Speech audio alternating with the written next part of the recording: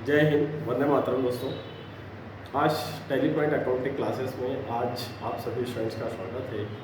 तो आज का जो वीडियो बना रहा हूँ मैं सेकंड हैंड लैपटॉप और डेस्कटॉप के बारे में बना रहा हूँ।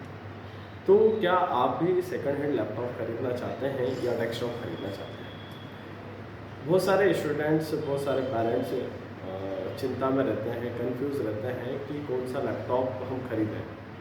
तो मैं कहता हूँ कि अगर नॉर्मल आप पढ़ाई करना चाहते हो, अगर आप 8th क्लास से या फिर आपका बच्चा 5th क्लास से है, 5th क्लास का बच्चा अगर है तो मैं कहता हूँ 5th से आप 8th या 10th क्लास के बच्चे को आप डेस्कटॉप दिलवाइएगा। डेस्कटॉप में ये रहेगा कि डेस्कटॉप एक जगह रहता है जिससे कि लैपटॉप को कहीं ना कहीं कैरी करता है तो कहीं ना कहीं दिक्कत आ जाती है, फूटने टूटने की समस्या रहती है। छोटा बच्चा अगर लैपटॉप अगर देते हैं तो कहीं ना कहीं अनकैरी करता रहता है, उसको असावधानियाँ रहती है, कहीं भी पटक देगा, फेंक देगा।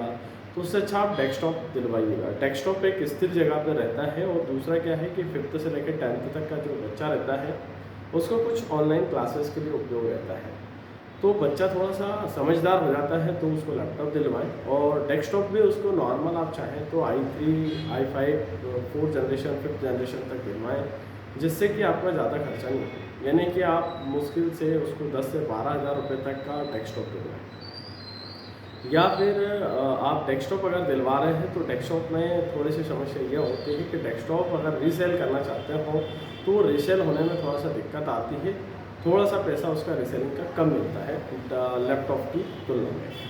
तो मैं कहता हूँ कि अगर आप कंफ्यूज है कि कौन सा लैपटॉप दिलवाएं तो मैं कहता हूँ कि ऑनलाइन क्लासेस वगैरह के लिए अगर आपका बच्चा 8th to 12th तक है तो उसको i3 3rd generation, i3 5th generation, i5 4th generation ऐसे लैपटॉप दिलवाएं। और बजट की मैं बात करता हूँ तो ये i3 i5 जैसे लैपटॉप होते हैं, ये 15 से लेकर तो 20,000 तक की बीच की बजट में बहुत अच्छे लैपटॉप हो जाते हैं। मैं कहता हूँ टैली पॉइंट अकाउंटिंग क्लासेस की ओर से आपको बहुत अच्छा एक विश्वसनीयता के तौर पर वारंटी के साथ में सेकंड हैंड लैपटॉप पे 1 साल की वारंटी मिलेगी, जिससे कि आप 1 साल तक निश्चिंत रह जाएंगे।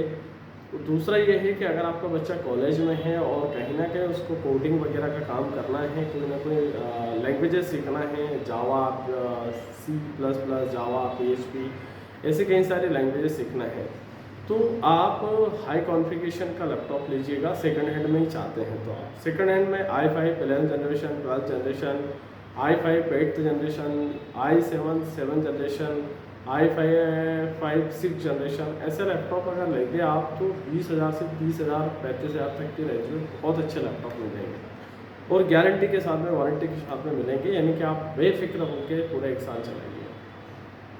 तो मैं कहता हूँ ये वीडियो स्पेशल इसलिए मैंने बनाया है कि हम बहुत सारा पैसा अननेसेसरी, बिना वजह के, बिना अनुभव के, हम नॉलेज के, बिना अनुभव नॉलेज के हम फेंक देते हैं लैपटॉप और डेस्कटॉप खरीदने में। बाद में क्या होता है कि कई बार ये होता है कि हम बहुत बड़ा पैसा डेस्कटॉप खरीदने कर देते हैं, फिर बाद में वो बच्चा उसको इंटरेस्टेड नहीं लेता और वो रखा देता है। तो आप निश्चित तौर पर कहीं ना कहीं लैपटॉप खरीद रहे हैं तो आप देख लीजिएगा अपने बजट में, अच्छा कम बजट में अच्छा लैपटॉप खरीदिएगा, अच्छा कॉन्फ़िगरेशन खरीदिएगा और अच्छी कंडीशन में खरीदिएगा।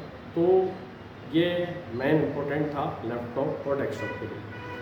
आज के लिए बहुत बहुत धन्यवाद। जय हिंद, वंदे मातरम।